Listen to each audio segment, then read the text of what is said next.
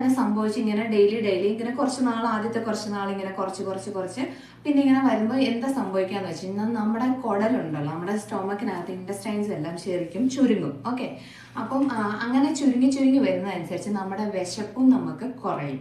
അതാണ് ഇവിടെ സംഭവിക്കുക. നേരത്തെ കഴിച്ചുകൊണ്ടിരിക്കുന്ന അത്രയും ക്വാണ്ടിറ്റി ഫുഡ് നമ്മളിപ്പോൾ കഴിക്കുന്നില്ല എന്ന് നമുക്ക് തന്നെ മനസ്സിലാവും.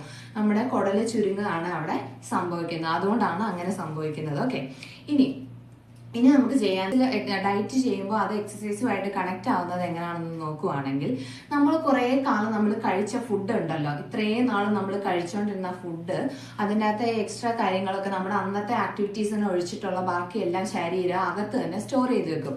അതായത് പ്രോട്ടീൻസും കാര്യങ്ങളും എല്ലാം നമ്മൾ കഴിക്കുന്ന ഫുഡിൽ നിന്ന് ശരീരത്തിന് ആവശ്യമുള്ളതും ഇല്ലാത്തതും ആയ എല്ലാ സാധനങ്ങളും ശരീരം സ്റ്റോർ ചെയ്ത് വെക്കുന്നുണ്ട്. അപ്പോൾ നമ്മൾ ഈ ഡയറ്റിങ് ചെയ്ത് കഴിയുമ്പോൾ നമുക്ക് ഇടയ്ക്കിടയ്ക്ക് വിശക്കുമല്ലോ. നമ്മൾ ഈ കറക്റ്റ് 3 നേരം